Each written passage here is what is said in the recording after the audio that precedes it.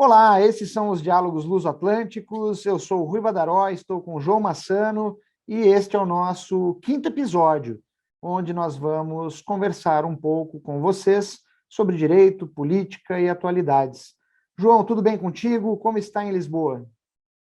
Tudo bem, Rui. Estamos com sol ainda, apesar de serem 7h15, ainda estamos aqui com muito sol e calor. Pois, sabe que no Brasil, por conta já em que pese estejamos no outono, aqui os dias têm sido mais curtos, e justamente por serem dias mais curtos, anoitece mais cedo. Então, às 18 horas aqui nós já temos uma situação de escuro. Nós aqui já estamos com o verão. Pois, muito bom, isso é muito bom. Espero estar em Lisboa em breve. E que você venha no segundo semestre deste ano para o Brasil, ou quiçá no próximo ano, João. Mas esse é um segredo que nós vamos guardar para um próximo momento. Pois bem, hoje conversaremos sobre uma preocupação que tenho tido, João, ao analisar processos judiciais. E essa preocupação, ela se dá justamente porque a imprensa, a mídia, de maneira geral, por força das novas tecnologias que estão aí, que permeiam o nosso dia a dia há mais de uma vintena de anos, permitem que aqueles que trabalham, né, com imprensa e com as mídias divulguem informações sobre os processos e, independentemente da área, por óbvio que eu vou focar aqui na esfera penal, mas levando informações sobre os processos que acabam por conduzir aqueles que estão afetos a um processo judicial a situações nevrálgicas. Nevrálgicas no sentido de que, no caso de um processo crime, ao divulgar para a sociedade informações sobre o processo, esse que é requerido, réu no processo penal, acaba por ser efetivamente condenado pela sociedade sem que o tenha sido no âmbito do processo penal. E essa preocupação que disse no início de minha fala se dá justamente pela não observância de princípios constitucionais arraigados nas principais constituições do mundo, não só do Brasil ou Portugal, quais sejam os princípios da presunção de inocência, da ampla defesa, do contraditório e também do devido processo legal. E com essas palavras introdutórias, João, eu gostaria de ouvir o que você pensa a respeito sobre este assunto.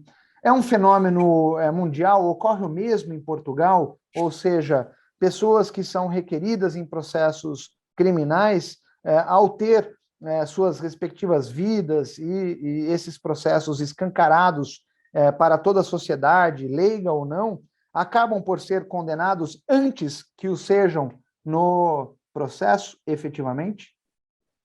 Eu diria que a justiça e a forma como a justiça tem vindo a ser tratada na praça pública pelos meios de comunicação social e até por alguns órgãos do judiciário conduz a uma bipolarização que é muito perigosa.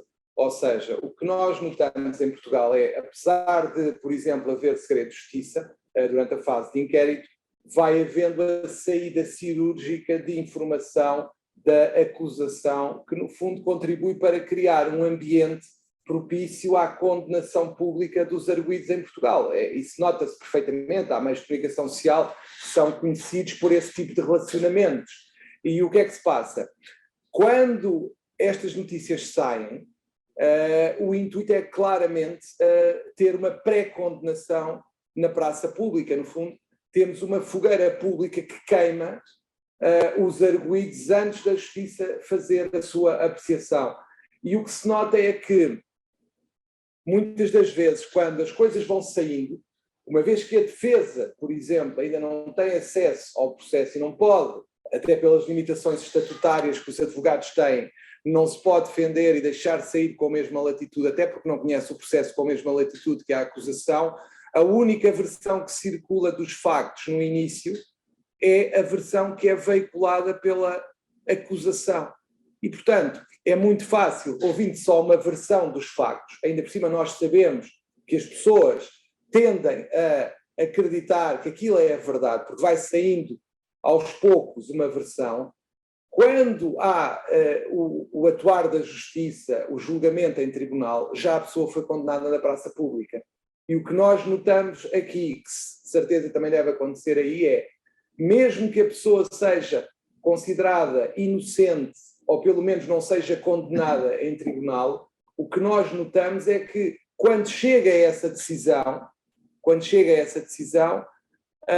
se for condenatória, nada de novo, é a demonstração de que o que saiu antes era verdade e do que foi decidido na opinião pública é verdadeiro. Pelo contrário, se a decisão for uma decisão de não condenação, o que acontece é que vão dizer que o sistema protege os poderosos, protege os ricos, protege etc, etc, e que mais uma vez os maus ganharam aos bons. Isto é um problema, porque não importa que a pessoa seja inocente, ou que pelo menos não haja provas que permitam afastar a presunção de inocência, a pessoa já tem a sua vida completamente destruída na praça pública. Depois, a credibilidade, até pelo tempo que o processo dura, quando a decisão chega, já a pessoa está completamente arrasada publicamente. E das duas uma, ou a pessoa tem um meio de subsistência ou tem outra forma de sobreviver, ou então, em termos reputacionais, acabou. Nós temos várias situações em Portugal em que se verifica precisamente isso, que a fogueira pública funciona antes da justiça, e nós temos dois julgamentos. Temos o julgamento da opinião pública, que é sempre soberano para a opinião pública, independentemente do que seja decidido no tribunal e das provas que foram apreciadas em tribunal, e depois o que acontece é que este prevalece sempre sobre o dos tribunais, levando a que, independentemente da decisão dos tribunais, a pessoa vai ser sempre olhada como culpada.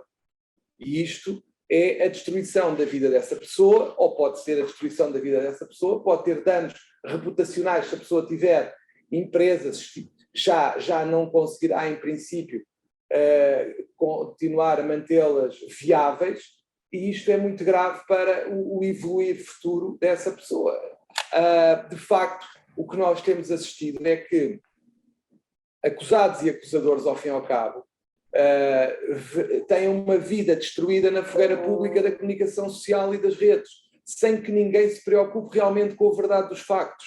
Ou seja, nós tivemos há 2 ou 3 anos, tivemos uma situação em que um magistrado judicial foi acusado de práticas indevidas durante julgamentos, e foi acusado por uma pessoa que se dedicava a uma zona de prostituição, a uma área de prostituição, e o que aconteceu foi que quer um, quer outro, foram escrutinados publicamente, e consoante se simpatizasse mais com um lado ou com o outro, assim eram as decisões que eram tomadas. E o que aconteceu foi que quer um, quer outro, foram completamente destruídos na fogueira pública. Uma porque era uma coisa, o outro porque era magistrado e fez não sei o quê, mesmo sem se ter provado nada, e ninguém realmente quis saber o que é que era a verdade. Ninguém quer saber o que é a verdade. As pessoas pegam numa história, aceitam a história e depois propagam essa história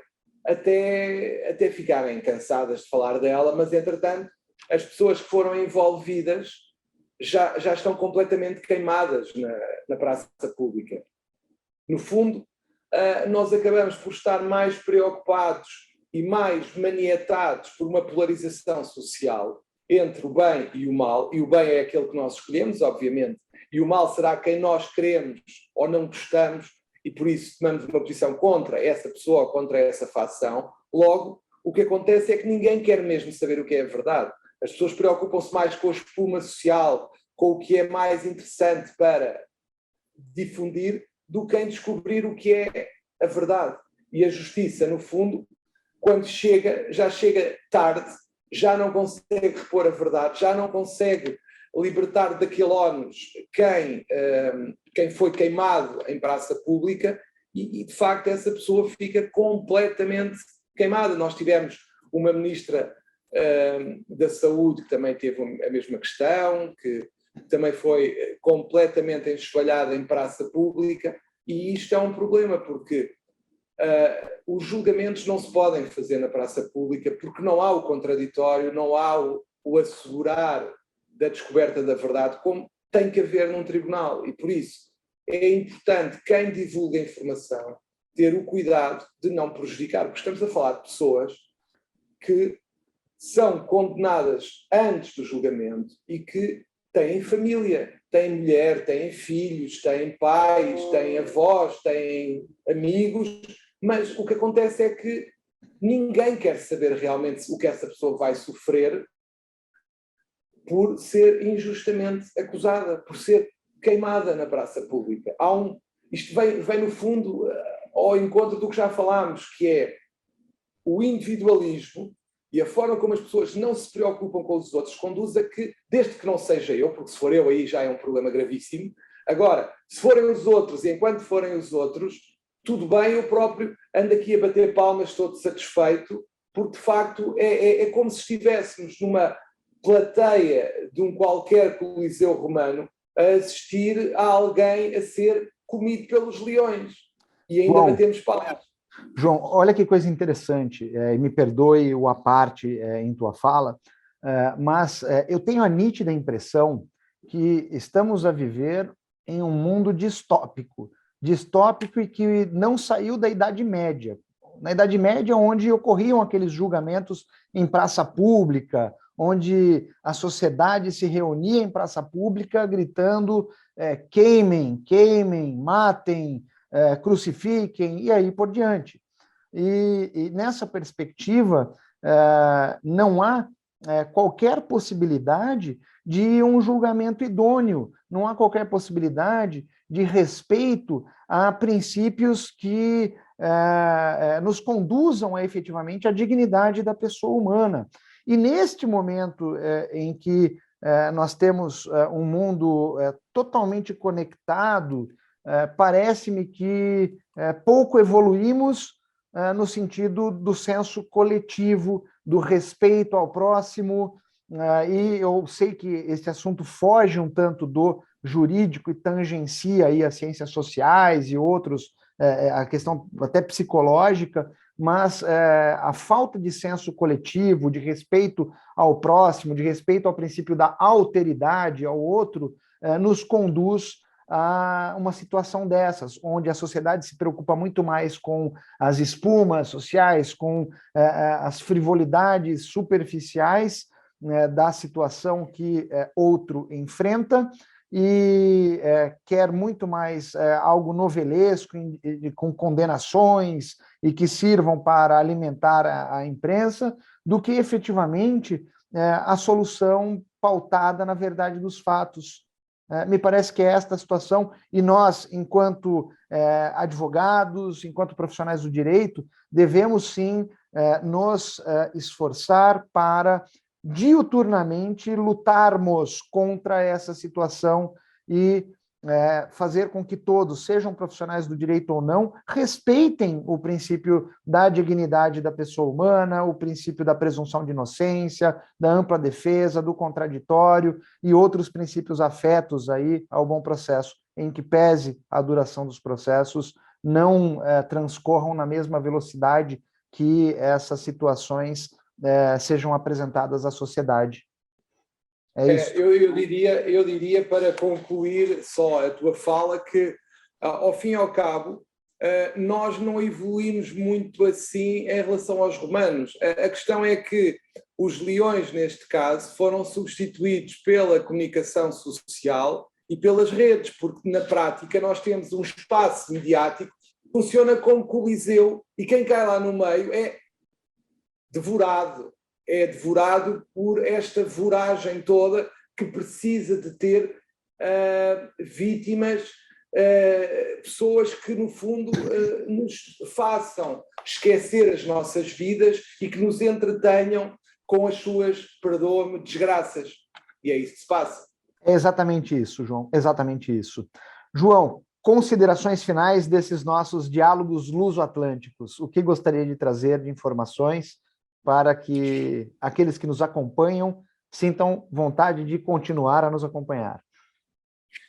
Eu penso que nós temos vindo a fazer estes diálogos com muito agrado e muita satisfação e que nas próximas edições nós prometemos trazer temas e pegar em notícias da atualidade em Portugal e no Brasil e fazer o nosso comentário, quer sejam jurídicas, quer não sejam jurídicas, e iremos ter também um pequeno apontamento cultural, quer livros, quer músicas, e, naturalmente, transmitiremos as nossas impressões sobre essas temáticas.